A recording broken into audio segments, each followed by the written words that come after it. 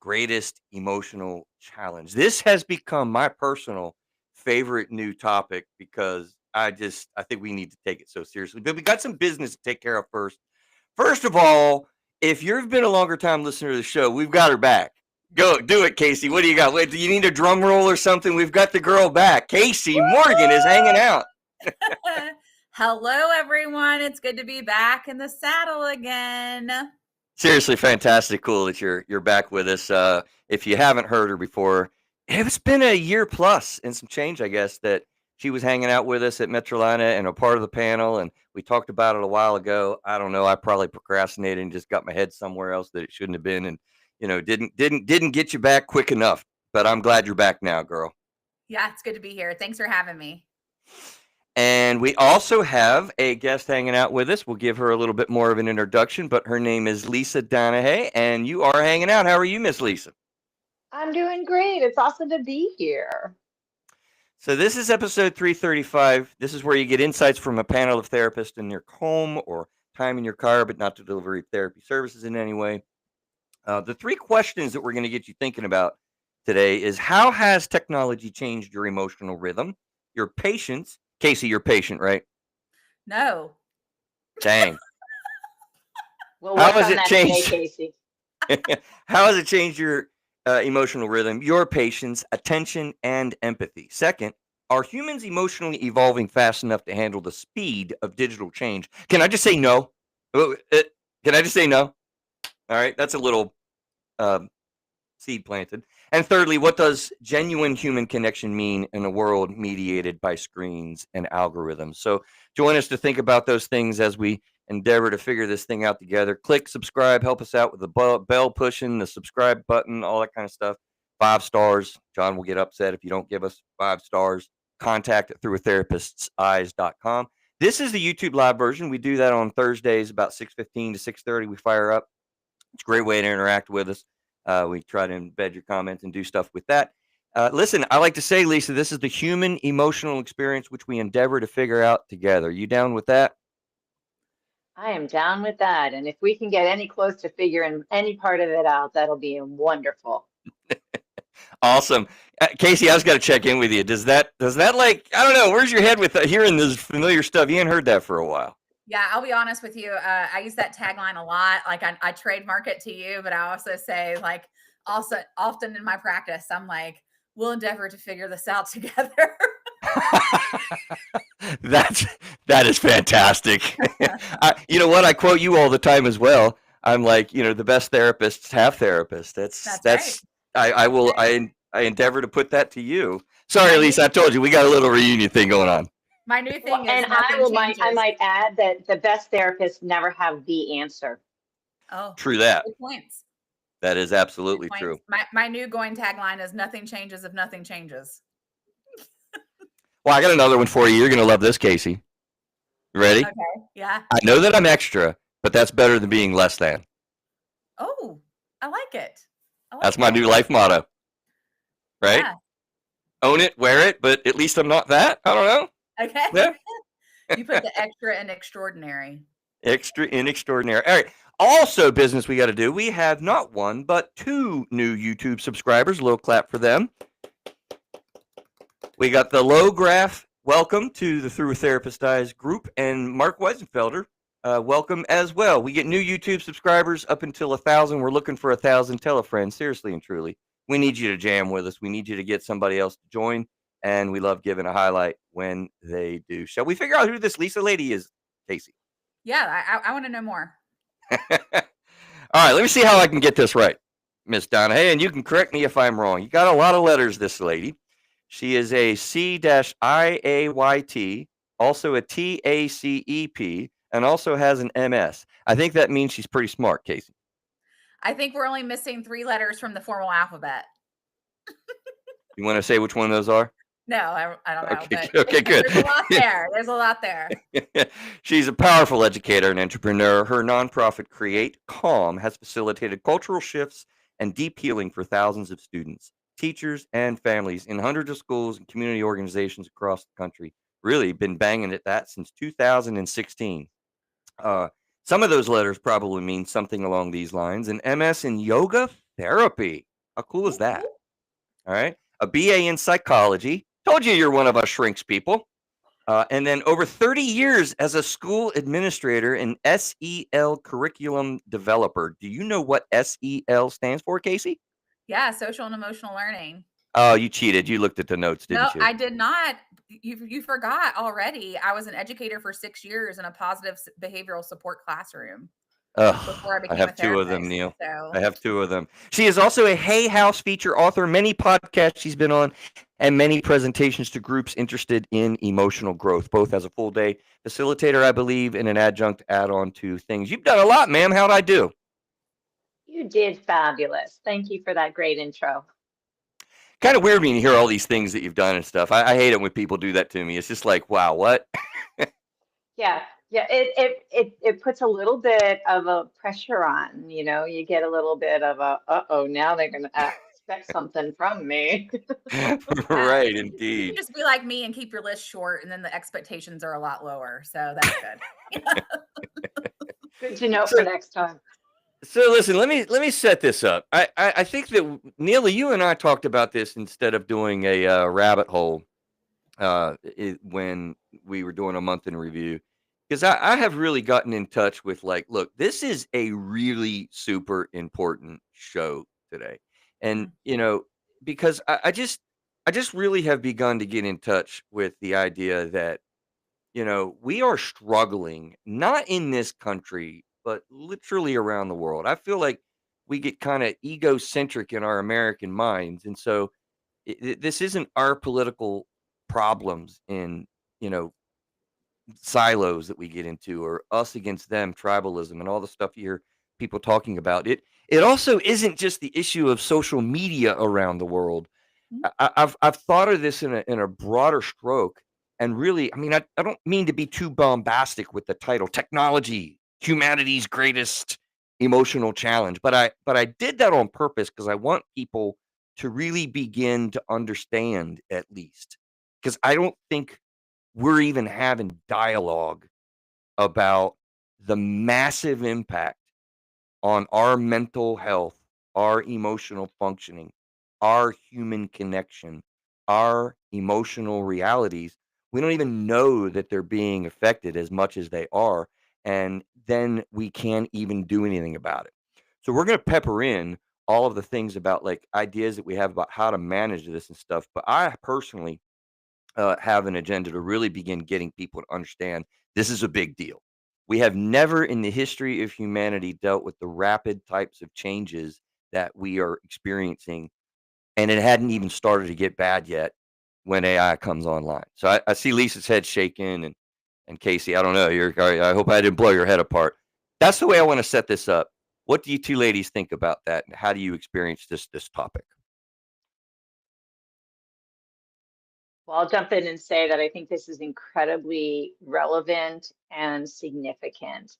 And I think having these kinds of hard conversations around what everyone's just trying to go with the flow with is really important. And I think that what I'm hoping we can talk about tonight is how many ways our lifestyles and our pace today in regards to technology are really impacting our well-being and in ways that we don't know. And then, you know, what's physiologically happening to our bodies and our minds too. So, It's very physiological. Yeah, I And mean, I yeah, I definitely agree. I think that the instant gratification that people look for from the internet makes us displace a lot of our trust and in things that are unfounded or not real, or even drive some of the things we'll probably talk about today from a comparison perspective. There's just a lot out there, and it's so easily accessible that given it to a person that's not of good understanding of themselves to begin with can be really dangerous. Conversely, there are some positives to the impact that technology has had on mental health. And so I think and hope that we get there as well throughout our conversation. I yeah. would absolutely agree with you. Yeah, I think so. There's definitely always positives, and I have faith in humanity. Maybe we'll get a little bit to the different generations because I think you know, um, the boomers have just gotten into the game, and we have nothing but romance fraud and complete confusion about things going on. And Gen X is just gotten into this and gotten into a frenzy talking to all of our classmates we haven't talked to in 20 years from our hometown, across the country. And the Gen Xers kind of got the millennials together. And I don't know, man, we screwed them up. I had a client tell me, Chris, you guys gave us those trophies. And I felt so convicted, Lisa, because I literally was on the stage giving them the trophies. It was me. I was doing what I was told. And honestly, Gen Z, I feel like, is actually the first generation in all of humanity ever in the history of humanity that has had to date their whole life in this space. And they're starting to adjust, if you noticed, if you pay attention. They're actually starting to say, hey, keeping a Snapchat streak is like kids' games. I don't want to do that anymore, right? They put their phones down. They're like, my son, who's 24 years old, literally said, I want to be a family man. I was like, what? Shocking, right? I'm So I pretty do have a shocked. lot of hope. Go ahead. Yeah. What'd you say? No, I'm just pretty shocked that your son said that. I know. Not the one you like, the other one, the older one. I like him too. Oh, you like him too. I'm glad Nice. you clarified that. Thank you. Right, right. So let's get in a little bit to like growing up and or finding ourselves in this space. I think no generation has really experienced this before. The closest thing I think we came to was when we went from horse and buggies to to riding an automobile, and that changed industries. That was a massive, massive differences. But that was over like how many years, that really got into incorporating the normalcy of how many everyone basically has an automobile, and so that rapid pace of change was so adjustable. We were able to cope aesthetically manage ourselves. And if you look at technology timelines, they've just exploded. um, Really briefly to explain, like if you get a million users, how quickly does it take to do that? Well, it took however many years, just making up numbers, 50 years, 100 years to get a million users of automobiles, probably, right? Microwaves came out. It took like 5 years, 10 years to get, a million people to buy a microwave. You open up a new app, Casey, they're jamming in there in a day, a million users, right? Yeah. I mean, convenience and access. I mean, that's really the name of a lot of this, right? Like that's what human beings, I think, have gone to in general. I mean, if you really think about it, even down to the food that we consume, what is convenient is more likely to happen for us than what is sometimes even accessible to us. So we just drive by. Now we can order it on DoorDash. It is coming directly to us. So convenience and access, I think, has a lot to do with that. Don't have to wait. Right. Yeah. Well, and I think, Chris, actually, your comments about the technology and the industrial kind of revolution that we experienced with vehicles and all of these things that made life simpler, they still were primarily about making things simpler for us physically, right? So that we could get around more, we could go to more places, we could connect. But there wasn't, as far as I can tell, as enormous an impact on brain development and nervous system regulation as this technology trend has had. And that's what I think is where we're feeling this like, "Wah," and how are we gonna navigate that? Yeah, that's powerful. Let's just park out here for just a second. Because I've been thinking a lot about this just in my downtime at home, honestly. I know I'm weird. I go home and I think about this because it's just, oh, it just seems so much. And I got to thinking, I mean, we're in an epidemic of loneliness. Anxieties are exploding off the charts. Suicide rates have been high and maybe higher. The depression and despair, the loneliness and hopelessness. Like, what is it to be inundated with information? And you guys are both work with kids, Casey and Lisi, a lot. So the physiological. Let's focus on the physiological for just a minute. You got all these choices, all these information, all of these contacts, all of this stuff flooding you, and that raises cortisol, right? That raises adrenaline, right? That physiologically changes your body, and that is every single day, all day long. Have we studied? Have we even had a chance to take a step back and do a nice longitudinal study on how much cortisol is being produced in people's bodies? Right? I got questions. Well, I think you're absolutely right. I think that what we see now is chronic stress mode, chronic cortisol rates are elevated, and also we haven't even touched on the dopamine impact. The dopamine-driven reward loops that come into existence around this connection to technology. And so I think that we've got a couple of things. I think we've got this chemical shifting that we're looking at, but also there's a physical a lack of physical movement. And so we know that our bodies are wired to move. And we know that our brain health and our nervous system functioning is dependent on movement. So we're becoming more stationary, and at the same time, we're putting our focus into something that's creates this dopamine reward loop, and that creates this excess cortisol. So we're in an eternal stress mode, and without the physical movement, we aren't able to move ourselves in and out of stress response, because we know that the emotional and physical signs of stress are the same.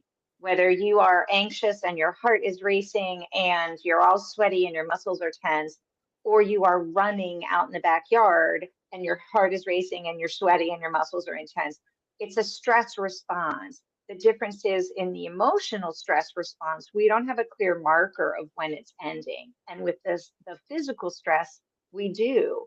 So this notion of being in this technology space where we are stationary, we're not moving, we're not getting signs that the stress is over. In fact, we're tapping into parts of our brain that say, oh, this little dopamine hit is feeling really good. Let's stay here. This is better than running. But Mm. the reality is, we're not wired that way. You know what's interesting? I'm sitting here listening to you, Lisa, and I'm thinking, a really good example of this that we have actually experienced as human beings is, frankly, police officers. You're making me think of our law enforcement men and women, right? Which I happen to believe have it the worst of all first responders and worse than military personnel. And here's why: it never turns off. Any police officer will tell you when they're on off duty, they're looking to the door. They're always aware of their surroundings. They're never really de escalated. They're never really in a state of calm, even when they're not working. And of course, every shift, any moment of any shift, something could happen. So, what you're saying is exactly that. Now we all can't turn off like that. And that's kind of devastating. Yeah, what Yeah, I've and really oh, go ahead. go on, Chris. No, Casey, go on.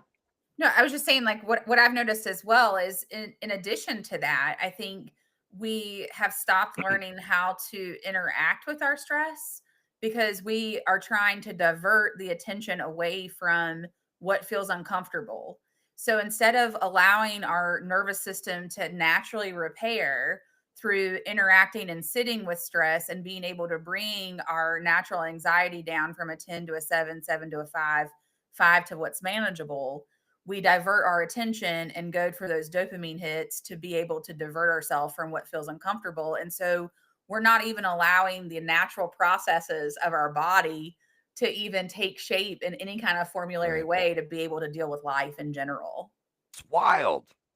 Yeah, Casey, Yeah. I wanted to mention in my book, I talk about hypervigilance. And this state of hypervigilance is this chronic stress mode, that not being able to shut off, that not being able to tap into it to know to shut it off. And what is interesting is if you've come across any research by Stephen Porges has developed something known as the polyvagal theory.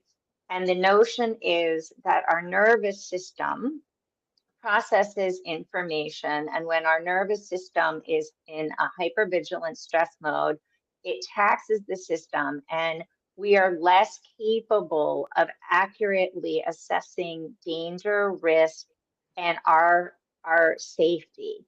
So when someone is hypervigilant, their nervous system is constantly in that sympathetic heightened state.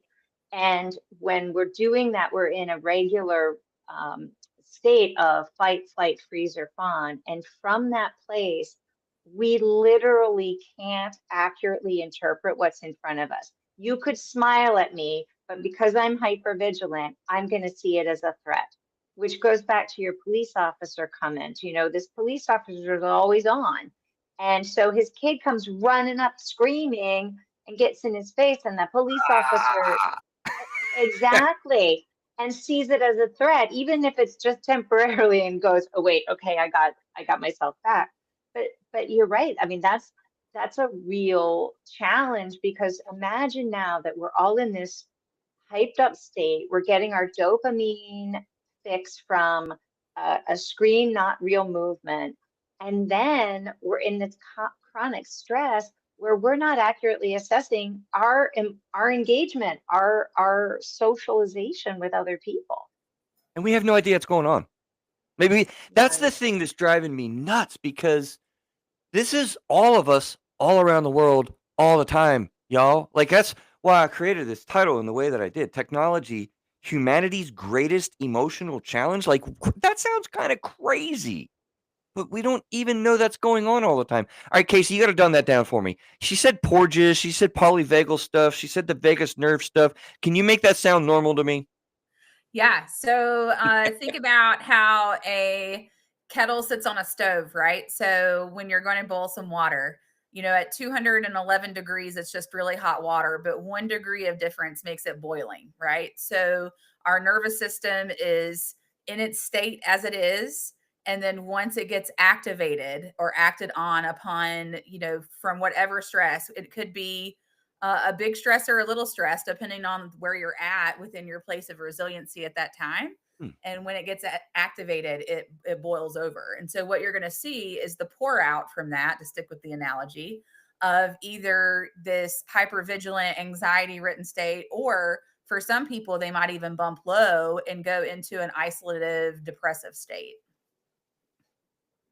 You know what's funny to me? Okay, first of all, if you're a young therapist listening to the show, um, I want to look something up real quick.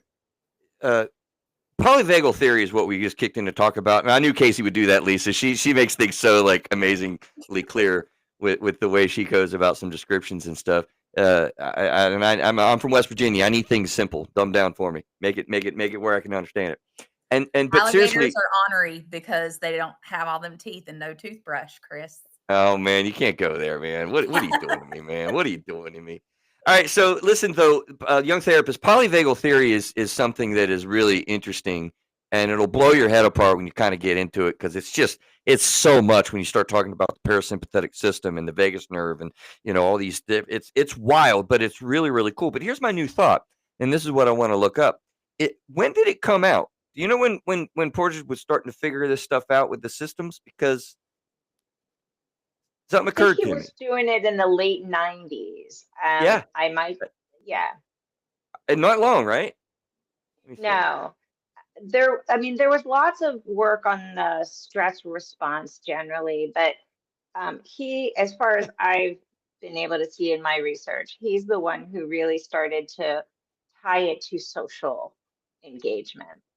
Yeah, and what's interesting about that is it was 94. He was a neuroscience, Dr. Stephen Porges. And wow, you know, I wonder how old he was when he was doing that. I'm just putting pieces together and thinking big picture. I mean, if you zoom out 30,000 feet, I've never Mhm. thought about this before, but, you know, he started to dial into what I think we haven't really even begun to fully conceptualize, which is what we're talking about today. And that guy may have kinda, I mean, yeah, we've got some scans, and we got some brain technology, and we can kinda do some things, I'm sure that triggers smart people's brains to say, like, "Okay, what are these nervous systems doing?" And we're learning about neurology, but, dude, we haven't even figured out anything about neurology yet, in my opinion. There's so much to learn. I agree, but I might say that actually thousands and thousands of years ago, when people were engaging in these holistic practices of yoga and meditation and things like that, Ah, they were nice plug. tuned in, right? Nice. Say a little more about that, because I think, I have a friend that has said to me, and I think it's an interesting, true statement. Not moving is the new smoking. Have you heard that, Casey? Oh, yeah. That Yeah, makes a lot of sense. yeah. So go a little further with that, Lisa. So I will definitely share my feelings on that. I wanted to mention another book that I think is phenomenal. If you get a chance, look up John Ratey, Ratey.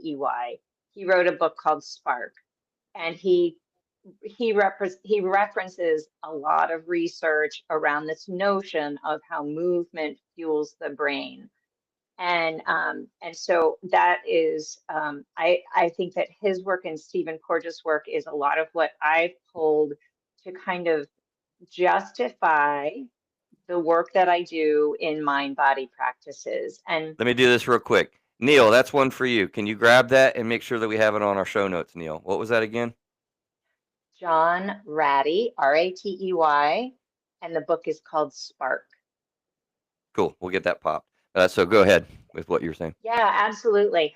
But so I, just to give you a little of background, for about most of my life, I've engaged in some sort of yoga practices, and it started because I was stressed out in a job and had kids and life, and I thought maybe that would be the way I could survive it all. Um, Indeed. but I also am a very critical mind, analytical person. So I needed to know the science. So I have spent a lot of time finding science that is slowly starting to catch up to these practices that are thousands of years old, so that I Right. can understand the why. But basically, what's happening is there are these movements and practices with breath and stillness that help to access the nervous system in a way that connects the mind and body to empower us to intuitively move and intuitively find stillness to naturally regulate the nervous system, Can I make a to quick point? access the brain. Yeah. What you were describing is exactly what we do the opposite of every single day, Yeah. Yes. right? Yes. That's my point. Yeah. I know, I'm with you. And I don't even think we realize it, because you know what? I got to get across town to pick up my kid. They got a dance class. And also, there's about 10 choices along the way of what store I want to stop at or what thing I want to get. And my cell phone is ringing me and buzzing me because Casey keeps on texting me. Like, how do Correct. we do what you just said to do? That's, ugh. Well, first of all, I think we we have to find a way to build it into our routines, to reframe what we do. So in an ideal world, would I love to have 2 hours a day to go to my yoga mat and go sit out under the trees and, have That all of sounds this? impossible. Absolutely. So what I decided when I really was practicing this very, very consistently about 30 years ago, I decided I needed to build it into my daily routine. I wasn't going to go to my yoga mat to find this sort of balance. I needed to find it in the chaos. I needed to find it in the daily shuffle. So what I did when I was running an early childhood program, I was running a preschool for infant to 6 year olds. And I started to notice that there were these spiking periods of energy and imbalance, and I started to think, well, maybe I can build this stuff into what I'm doing here at the school, and I can then access these tools a little more regularly and change the culture of the school so that people had these tools readily. And And thus we have I SEL curriculi. Yeah. Yes, that's Okay. exactly right. So back in the 90s, I brought in a friend of mine who's a yoga teacher, and I took my background in yoga and psychology, and we put together an SEL curriculum so that basically in the non-stress times, and this is super important, in the non-crisis times, we were regularly practicing movement and breathing to access and regulate the nervous system Mhm. so that when the stress times came, we were ready to pull the tools. Ugh, So yeah. a lot, But right? no, Like, no, Lisa, we have protocols. We have things that we have to do to kids. We have to make them sit in a chair for 5 hours and ban them from gym class. No physical education anymore. No outdoor recreation. No. All right, I'm sorry. I get so frustrated. you're right. So you know what I did? I went to a school system in Virginia, and I've been working with them for 10 years, and we've been teaching their kindergarten teachers. We've been giving a certain pilot group of kindergarten teachers these tools. And at first, every new teacher says, I don't have room for one more thing in my day. Don't try to tell me to do something else. So what we've done is we built it into the pacing guides. So for example, a kindergartner will come into their classroom to do a math assignment. Before they sit at their table, they will do a movement and breath exercise. Then they sit down, they do some math. Halfway through, we do movement. We do a cross body movement to help keep the left and right hemispheres of the brain aligned and return to focus. Finish the math project. And then at the end, we do a wrap up breathing exercise. So we're actually building it into the layers of the curriculum so that it becomes such a part of the routine that we don't even recognize that we're practicing this regulation all the time.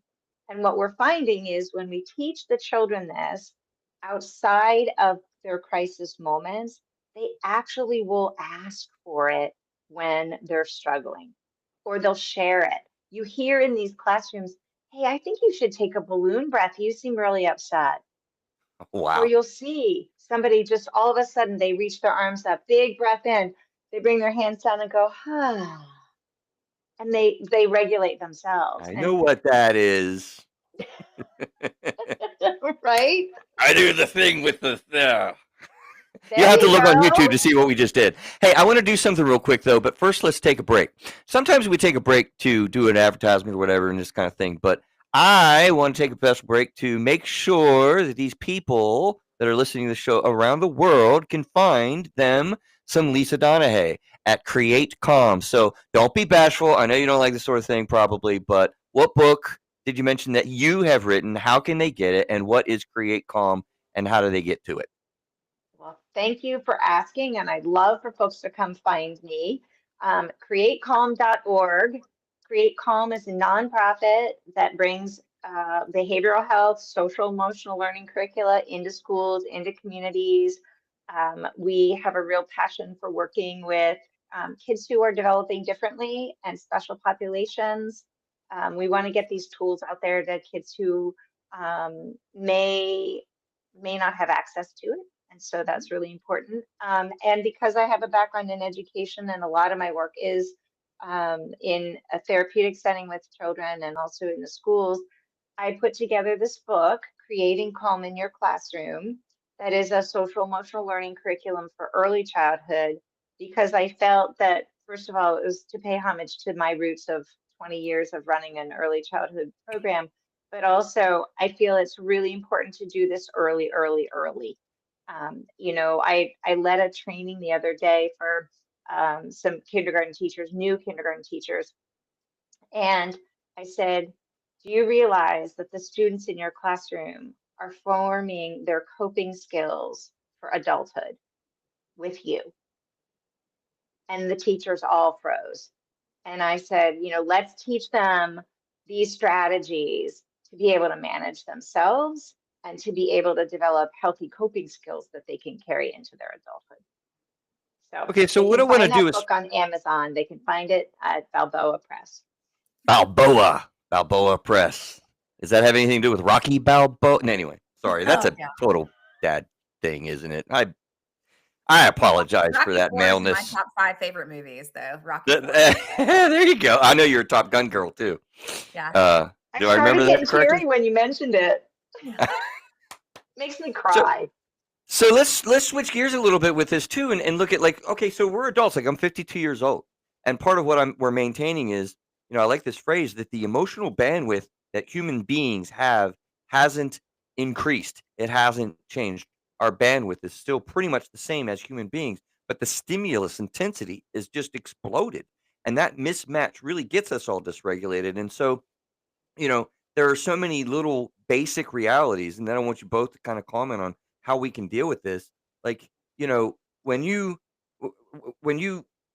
back in the day got ticked off with road rage or whatever, I remember a friend, she would stick up her middle fingers. I tell you, that's what she would do. In the South here, we call it gigging, right? But she would take her hands and she would put it underneath the dashboard and she'd just, fire it out there, to the world. But we literally get behind a screen and a keyboard and shoot this stuff out to everyone who would ever come across it, like we are literally saying something to my ex-wife about her family member who was actually in a bad situation legally, and people were saying crap directly to her. That's crazy talk.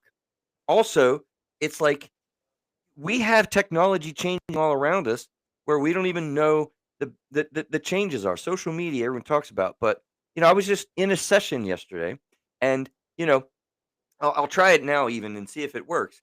I'm gonna fake cough. Have you noticed this about your virtual sessions, Casey? Did you guys even hear that? Yes. Okay, you did? Well, I got a good Yeah. microphone. When I did it in session, my computer's microphone blocks that out. And so my client sneezed. I wasn't sure. I literally didn't even say what. Bless you. Bless you. Bless you. It's a simple human experience that we are being lost from. Like it's wild. So thirdly, I'll say, uh, unfortunately or fortunately, there's some good things and bad things. We do these virtual therapy sessions now, and I had 3 in a row, and I realized because I sat in my chair for 3 hours straight, one time. I'll never do it again. Never will I do it again. Because how did I feel at the end of those 3 hours sitting in this chair, looking at that screen and not even taking the break to go to the lobby and get my next person and shake a hand? That interaction is massively different in my experience as a therapist. So I think these are just like Lisa, you were talking about curriculum and kids, and I'm thinking about, John and Sally and Dave and Mary sitting in their computer desks, with CEOs watching them and their productivity. Okay, Yeah. I'll I think start we have rambling to, because I I think can we have get to going. build, no, I think we have to build movement into our screen time. Casey, what do you think? Yeah. So, I mean, what I was going to say, Chris, too, is, I've been working with the zone of resiliency for a long period of time. And a lot of this is based on how resilient people can be or not be based on the experiences that they've given themselves. And so people with a, more narrow resiliency zone get bumped out of that zone quite often and regularly. And the problem that I notice is that we're not even aware of the sensations or the notes that our body is giving us, right? We're not even Right. aware because of what we're doing. So, Right. the first part of this is learning how to track within yourself to be able to be aware of when you're kind of leaving the station, right? Like your brain after one session probably needed a break before you went into the next virtual I'm session. dying over Like, here. oh, we're going to make them wait. And so what I have found in my practice that I think is one of the biggest things that people do is they think about movement or wellness or something as being done, really early first thing in the morning, right? Like at 4:45, I need to get up and go to the gym and do all that stuff before I go to work. Or they think about like, oh, when I get off of work, I've got to go home and do my home workout and then, cook dinner and get the kids and all that stuff, to the point to where those times are no longer really that beneficial because we're doing it before and after something that's really stressful, when really it's much more effective if throughout the workday you got up from your desk. To even use Lisa's examples, like you can hit 1, 2, 3 yoga poses in between sessions to be able to bring balance to the mind and body and reset the nervous system prior to going into the next session. So I think Or, it's more about, oh, go ahead, sorry. no, I was Or going to say, or invite your clients to do it with you, but go on. Yeah, absolutely. Right. Like this is the stuff that, to me, I think if more professionals started practicing what we actually preach to people, we would start kind of even a revolution, right? How many therapists are out there? How many mental health professionals are there? How many opportunities do we have to implement this stuff from the top down in corporations to be able to say, hey, like we're going to incorporate, balancing the brain through different various exercises throughout the day and encourage our employees to do that. So I 100% agree with what you and Lisa are saying here, that there has to be a cognizant way to get the word out about simplistic tools that can be done throughout a workday to be able to reset people, to help expand their zone of resiliency so that they're not driving down the road gigging people or getting home and becoming a keyboard warrior. Yeah, Casey, I wanted to mention that's exactly what inspired my book, because in my book, I take us away from labeling how we feel and labeling what's happening, because I think that we are spending way too much time trying to come up with a story around it all. And so I am I'm a big believer that we have this energy. And you talked about if we can tune into where we are and what we need, then we can better manage it. And I look at it in terms of energy. And, one of the definitions of emotion is energy in motion, right? And Mhm. so emotions change and evolve. So if I can tap into my energy, then I can get a sense of what I need. And as Chris said a little while ago, the energy might be high, the energy might be low. And I think you even mentioned, you may have too much or not enough, but if you can start to play with the energy in your body, in your experience, then you can start to do these things, these movements, these breath exercises, these meditations that are going to help you rebalance your energy very quickly and very simply. And I agree with you. I remember I had a client once who said, I need to get to my yoga mat. I'm really stressed. And I said, you need to live like you're on your yoga mat, Ooh, Mhm. right? It's nice not counter. right, because you can't turn it on and off. You can't say, I'm going to go for a run and then come home and beat your kids up emotionally because you still have stress. Like you can't compartmentalize like that. So let's not. So in my book, I talk about these single little things you can do. If your energy is too high, go to this page and find the high energy balancer. If your energy is too low, meet the low energy and then try to bring it up, because wherever you're out of sync, there's not a good or bad or right or wrong. It's just you go, you know what? I've got this really unsettled energy. I want to work with it and bring it in. Or maybe you were feeling disconnected because you had been sitting for 3 hours at your computer and you think, okay, what's my energy? I need to move. What kind of movement? I want to increase my energy gradually, or I want to reconnect the left and right hemispheres of my brain and body. And the more we practice these little tiny snippets, the more we can piece them together and access them throughout the day. Here's the thing. I am not making a joke. I am being serious when I say, oh, Lisa, that is really awesome stuff. I totally get that. I'm vibing with it. I feel it. But I don't have to worry about it because you know what they're going to do is they're going to create nanobots. They're going to be in my bloodstream. They're going to totally take advantage of understanding when my energy level is low because they can sense my dopamine levels. And then I'm going to get a pop-up suggestion that says, hey, Chris, you need to do 10 push-ups. Or, hey, Chris, you need to do 10 breathings. Hey, do the balloon thing with the breathing thing that you got. Honestly, like, we have no idea how fast this stuff is going to be changing on us and moving at us. Thus, again, kind of the concern with how does humanity embed this in? Crazy sounding? Not at all. And might I say that we have these little things called neurons, and we Oh, have mirror all neurons sorts of, too. we have we have baroreceptors, and we have lots of parts of our body that act like those little nano robots, and we can access them now. We don't have to wait for somebody to fill our bloodstream with some sort of little robots. We can access it and do it ourselves right now. I mean, I am going to say again, I am not making a joke with that.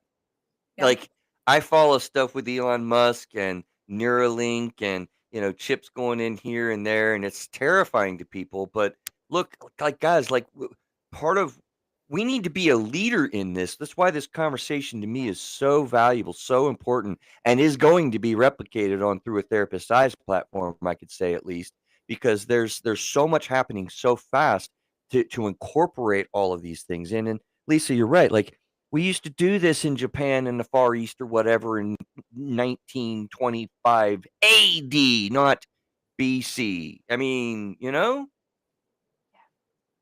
wild. Casey, Yeah. where's your brain? I'm just curious. Yeah, no, I mean, I was a little sidetracked with your nanobot comment, but I'm back now. So That you're back now. Good.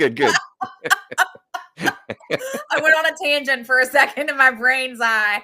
I was Uh-huh. like, nanobots in my bloodstream, they put everything else in your body, like, Why not? but I think even that comment aside, I think that you're absolutely right. When I think about a lot of people that I see often, I think about the lack of motivation towards movement, the lack of motivation. And that's what comes to mind when I think about all of these things, because where did the motivation go, right? Like we went from generations of being motivated and acclimated to really kind of run after the things that we want. We had a lot of go get itness in the 90s. I mean, that's when I grew up, right? So in the 90s. And so had a lot of go get itness, a lot of ambition. And then it kind of came to this screeching halt where we wanted everything that we wanted right now. We wanted it faster, we wanted it better, and we wanted it more concise, and we wanted it smaller, and all of these things. And now that we have all of this access and opportunity, I think that it's all kind of piecing together around the fact that we don't have that bandwidth or capacity to balance that out in a real-time sense if we don't have the skills to do so. And most people that I have met do not naturally have that set of skills. They just No, they don't. do not. Right. And might I add that if we do not continue to nourish and nurture our bodies and minds with movement, with breathing, breath, we literally, science has shown, and this, it will go broader than yoga, but there is research that says that yoga literally increases gray matter volume in the hippocampus, literally improves learning and memory. So if we're going to hope that people are out there making the bots and able to insert the bots, then we better keep on moving and breathing in a way that grows our brains, because without that movement, without that brain body connection, we're sinking into this stagnant space where that sedentary existence is causing us to go more into the limbic system. It's causing activation of the amygdala, the fear stations, the emotional centers. And so we've got to jump back in and take control of our brain functions, and we've got to I do think there is some technology that has been shown to improve how we can focus and some of our thinking Absolutely. skills. And so I think that all technology is not horrible, but I also think that we need to reduce the cognitive interference, and we need to keep building executive functioning skills, and that's through this human movement and connection. And also just limit setting and other things that I think that we need to begin peppering in here as we begin wrapping our arms around this in the next 10, 15, 20, 30 years. Because I'm thinking, like, as you were talking, just take ice cream choices. It's a good, easy example that people have used to say what technology has done. I mean, back in the day, we had chocolate, vanilla, and you had that one that had like a couple of things in it. What did they call it? Cosmopolitan. That was wild, right? I mean, what's that? Cosmopolitan is an alcoholic beverage. Cosmopolitan. Well, what did I say wrong? Well, I have got. Okay, the crazy looking ice cream. Thank you, Casey, keeping me honest. Now we've got chocolate chip. Now we've got spirit chip, mint chip, walnut chip, almond chip, almond mint chocolate chip. I mean, we have 50, 60 different flavors. And so here's the thing, boundary control. Pick two that when you get ice cream, that's what you go between one or two, and you don't think about all the rest, right? Mm. Simple little things like that. We're talking about movement. We're talking about other. But Lisa, you were just saying, and I want you to go back, and both of you, maybe Lisa, you first, because you were just right on a nice transition. We talk about screens and society. We haven't talked about social media a lot today because that's only the tip of the spear. There's so much more than that. But really, our brains are wired for connection, human to human connection. We get pheromones, we get hormones, we get dopamine.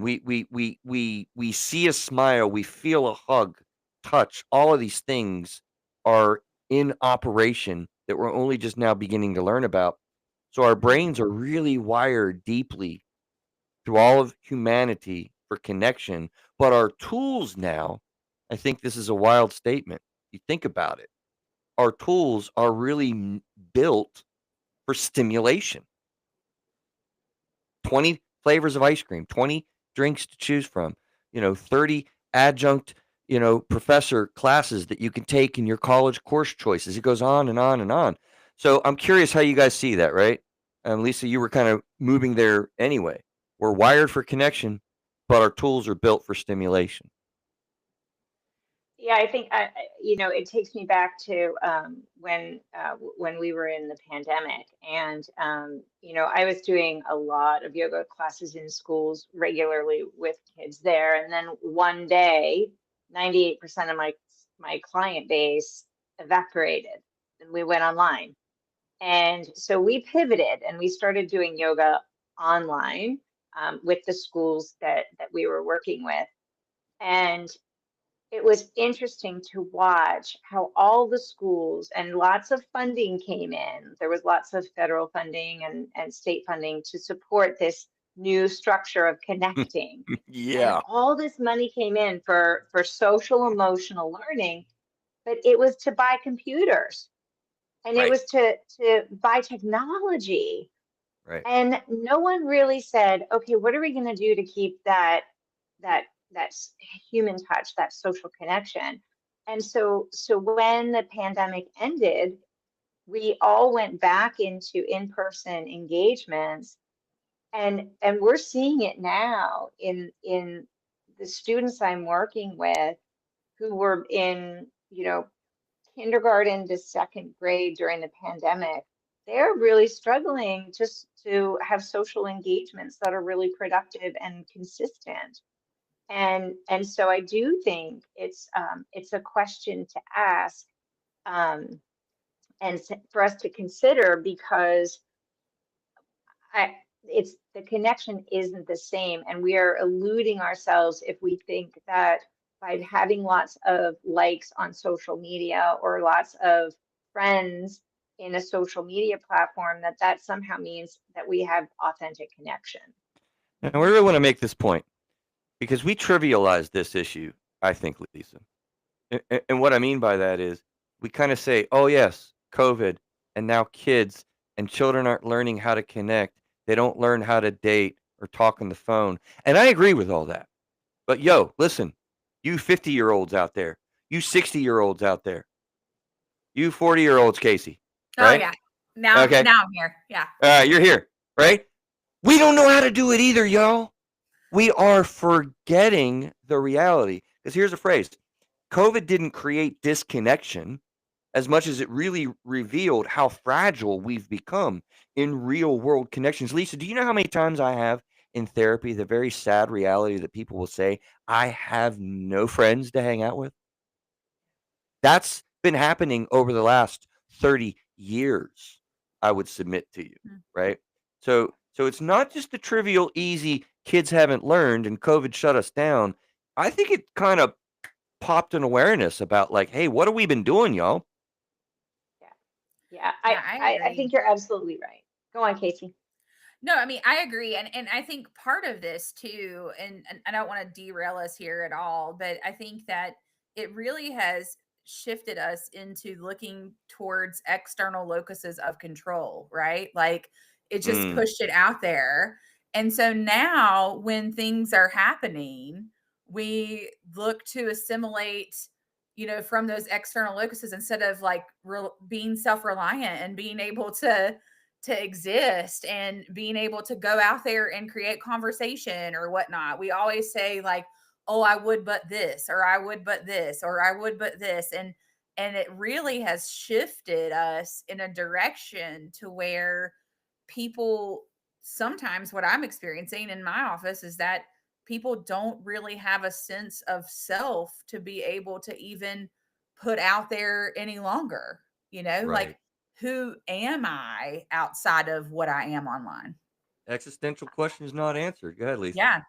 No, I think, Casey, I think that's such a huge point because I notice this with a lot of my clients and myself. I've noticed this with Mhm. myself.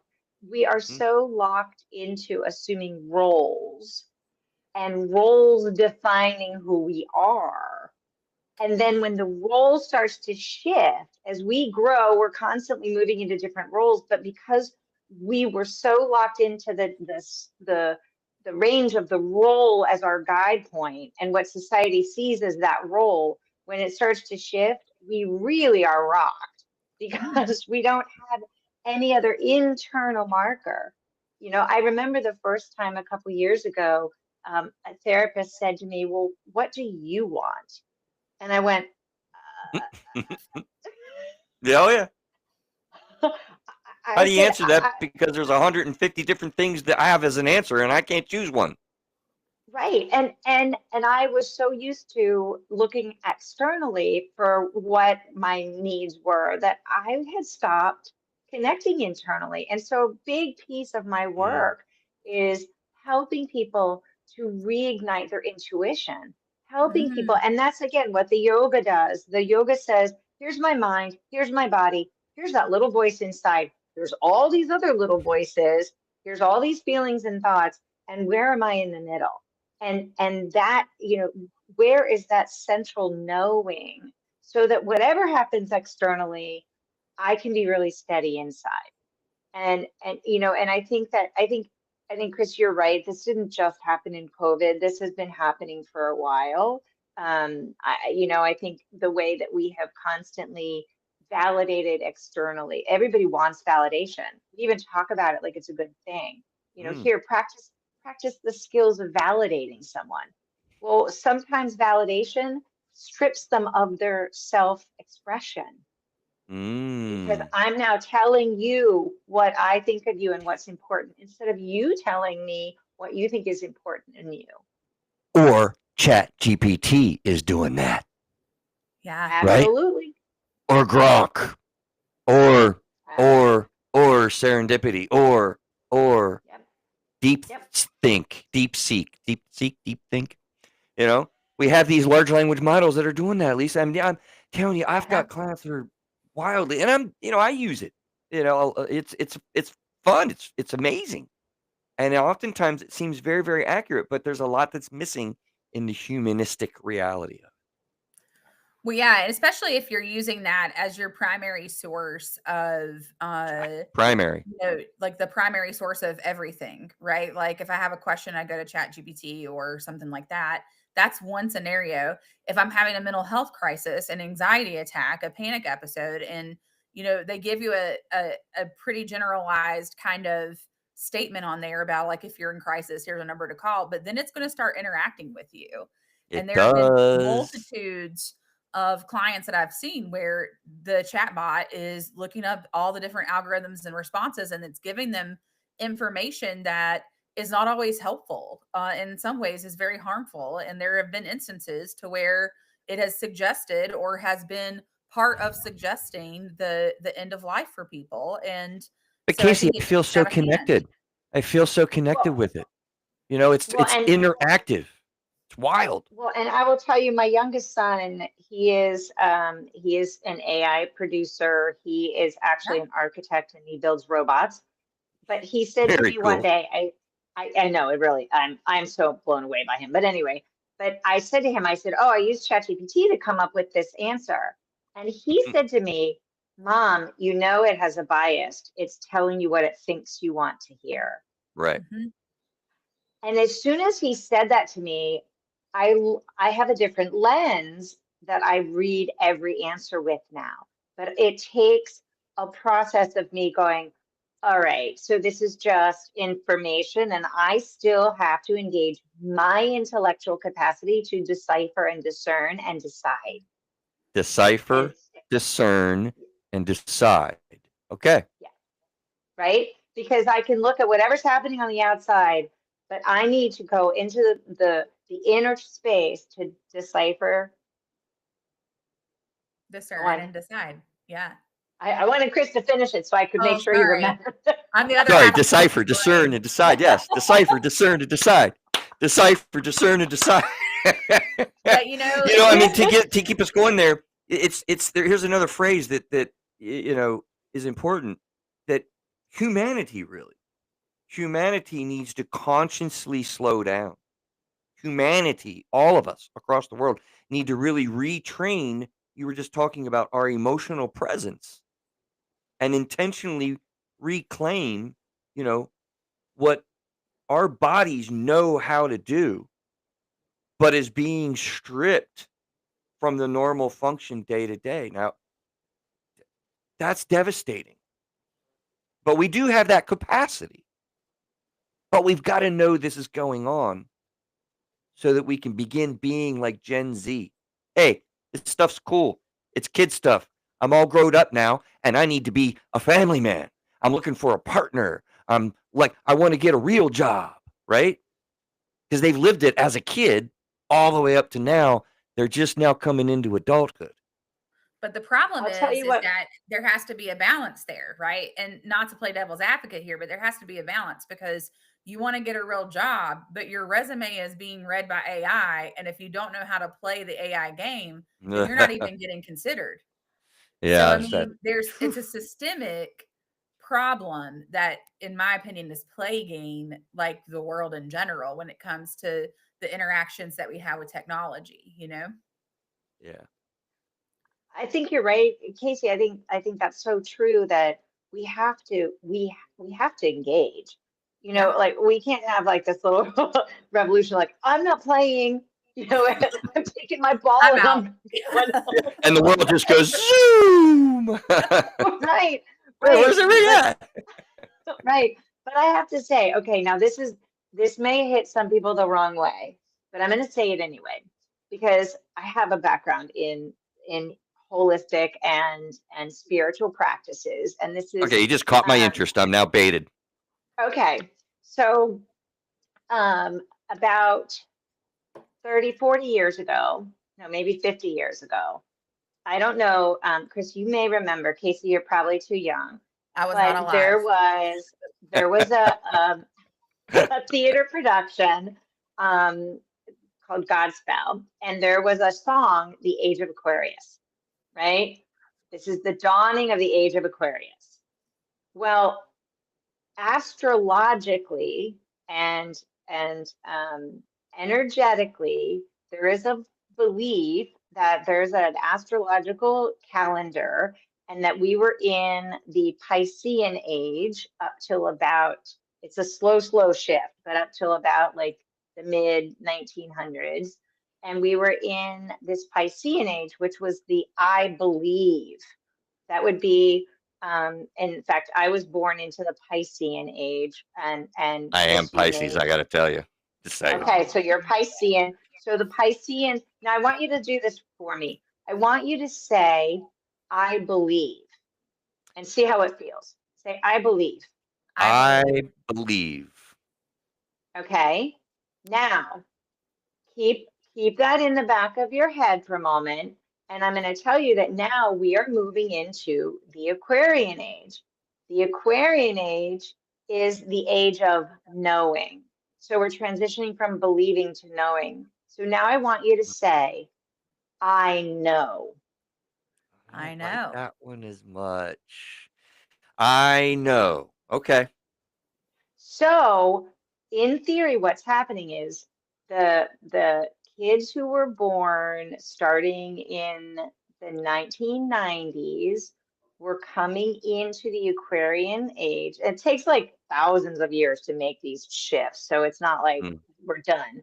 We're at the very beginning of the Aquarian age. So, in theory, these kids are coming in with a sense of I know instead of I believe. Mm. And there's a confidence and a security that comes in that. And so my hope is, and I see it in my children, that they are going to have the capacity to figure this out. That it Right. is not my generation that's going to We're figure lost. it out. No, we're lost. I'm Really? along for the ride. I'm Right. along for the ride. And Right. I'm doing my yoga to survive and to thrive, actually, in that. And I'm using the technology in a way that suits me, but it's not going to be the same as the way my kids do. But I Fair. have confidence.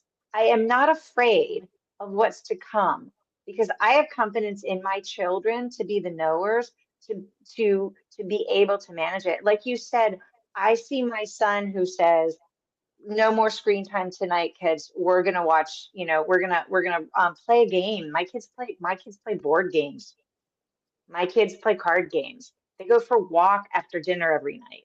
They make their dinners. So I have hope. I have faith that we're moving into a knowing that it's complicated, and these knowers are the ones building this technology, and they're going so fast because they know. Yeah. But I'm gonna hold out hope that we're okay. My 14-year-old likes to tell me how much he knows every single day. It's really awesome. Oh Everything I yeah. say, he's like, I know. I'm like, you're a knower. That's I'm gonna start saying that from now on. You know what? This makes so much sense. You are a knower. He is. He I is. love that. And I realized, and I say this all the time, that I had this moment when my kids were in college, that and when I was doing more of this teaching, that I got to this point where I said, oh my gosh, I did this all wrong. I thought being a parent was imparting my knowledge and my wisdom, and I was gonna like raise these kids, and but no, they came in knowing far more than me, and I'm just a platform. And I'm literally holding them like this, and they're going shaboing, shaboing. Pun So intended platform, huh? platform. Yep. Wow. Listen, I knew this would happen in the sense of, this is a conversation that absolutely needs to continue. You know, we need to wind it down a little bit today, unless we want to go for another hour, which I'm down with that. But we are going to have Lisa back, I believe, because we're going to talk more specifically about your yoga practice, and I think honestly these conversations that you and I have, and maybe we'll have Casey back, or you can meet John or Victoria or something, because Well, this and is I such an want to I let. want important. to ask Lisa one question before we go off air. Oh, we got Okay. time to wrap up. We got to do shrink wrap up and all that stuff too. So yeah, go Casey. And I Okay, also, I also want to promise the listeners that if you tune back in with me, I will get Chris moving. That's crazy right Ooh, there. nice. That was not fair. Lisa, are goats effective in yoga, to do goat yoga? Does it still have good effectiveness or no? Just a quick question. You know, there is a there is Wait a minute. an What is this question? energetic. Are there goats? Wait a minute. Hold on. What? So I What do are we? goat yoga. I love goat yoga. Like I've done goat yoga So and a hot lot yoga. of people. What the So hell is so that? Goat yoga. I gotta know. so while you're doing your yoga, the goats are there climbing on you and Oh dear God. in your space. So Okay. here's my Can we do take on it, dog yoga Casey. instead? I'll do the Yes, dogs. that was my point, Chris. Casey, Okay. I think what the reason goat yoga works is because it's a live connection. You're in a space energetically with these beings that are connecting to you. It's exactly what we're talking about. Yeah. This whole conversation about the real connection, right? So whether it's a goat or a cat or a dog, or some people like lizards, it's that connection. Some people, that's why people like to do their yoga outside, Yeah. touching a tree. So it's the visceral experience of other people's energy that gets us going. And so I personally think that their hooves are too hard and they poop too much. So I don't do a lot of goat Listen, yoga. I can't hold this in anymore. I have to say, this is a great story. So when I was a little kiddo, right, we have Ogilvy Park has a zoo, and we went to the zoo somewhere and whatever. And I'm so excited with the goats, and I'm like, I mean, I must be like 4 or 5 years old, and I'm playing, walking around and whatever. And you got these little pellets, that you can feed the goats, and I was so excited to feed the goats. So I went and collected the pellets, got the pellets, whatever. And I'm feeding the goats. Well, Lisa, they weren't eating my food. They weren't eating my food. They've been eating all day. No, because the pellets weren't really pellets. It was food. It might have been the poo-poo part of the process. Help us. And my mom came and she helped me out, put it all down. Probably, hopefully, wash my hands. But yeah, I had a lovely experience with goats. We'll get you into goat yoga. We'll get you into goat yoga, Chris. That's awesome. It's fun. All right, so Neil, you ready to do this shrink wrap up? I think we really do need to get out of here, and hopefully we've sprinkled in some practical takeaways and some things for you to think about. I'll just go first, I guess, because I think I know who's going to win this. Hell, she already just did the wrap up there before we went to the goat thing. But before I guess we go, any final thoughts or conclusions that we left out, and we'll have Lisa back again and talk again. I'm pretty sure. Okay, well we'll do the wrap. I guess I'll go first in the sense of just like, look, this I feel like is such an important topic. Refer your friends to this show. We need to begin having a dialogue about this so we could begin to understand the realities that we're facing. Moving, talking, connecting. These are all vital to our human health, our wellness, our psychology, our mental health, our spirituality, all of these things. And we've done it for millennia.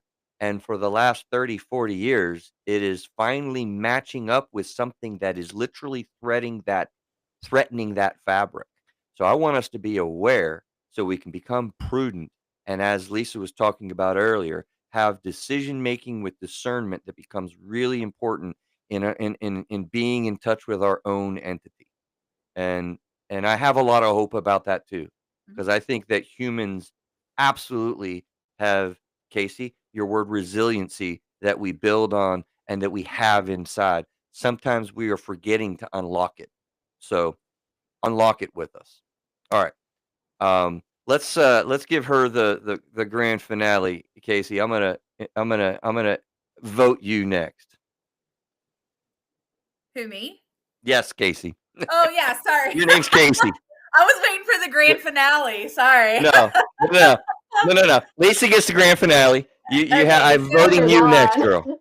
So here's the deal, right? Like the screen is a double-edged sword. It can connect you to millions and millions of people, but also set you up to feel never more alone than in your whole entire life, right? So you really want to curate your experience to cure your mind. And the way to do that is to simply get in touch with how you are, who you are, and let that process naturally reveal itself inside and out. And to do that, you want to track what's going on with your nervous system and let that kind of happen for you and unfold in a real-time kind of way. It's hard to do that if you pack it all in behind a screen. So I would say stop the scroll before it takes a toll. Oh, whoa. Okay. Nice. I like that. Well, that's a lot of pressure. That following up on that is going to be really tough. We can't let her win the first time out, Lisa. Go, baby, go. All right. Well, I will say that I think that while we are connecting more than ever in new and exciting ways, that my hope is, and I believe and know that we can continue to enhance our internal connection, going back inside to that place, that essence of each of us, and we each have it, this place of joy and love that is our natural way of being, joyful, loving, connected beings. We will belong. We will be okay. We will thrive. We will be resilient as long as we continue to remember who we really are on the inside. And then all this other stuff can happen on the outside and we'll be okay. Yeah. All right. Neil, I don't know, brother. You got a tough job, and this is going to get real interesting when Victoria, John, I, and Casey are battling, brother. I wouldn't want to be you. What you got? I hope that when Victoria's back on here with Casey, she tries harder because she's been so just phoning it in. So I'm hoping that this so is right. I think you're gonna really push us, but this was an amazing wrap up. I mean, honestly, price of admission. This is why I love helping out with this show is because of this. But I mean, between the three of you, all three of you hit really key points. But honestly, to me, Lisa's is the one that stands out the most. I mean, it really is about ourselves, and then it leads to everything else we do. And so I think that is super, super important. And she got it. Love it. Listen, createcalm.org. That is where you go to get more of that amazing wrap up. Lisa, I really appreciate you hanging out with us. I do. I really appreciate it. I think it's a super important conversation. And then immediately when I connected with you, I figured, man, that it was perfect timing because this has been so on my mind and it's right up your alley in schools and what you've done. And I really appreciate your hanging with us.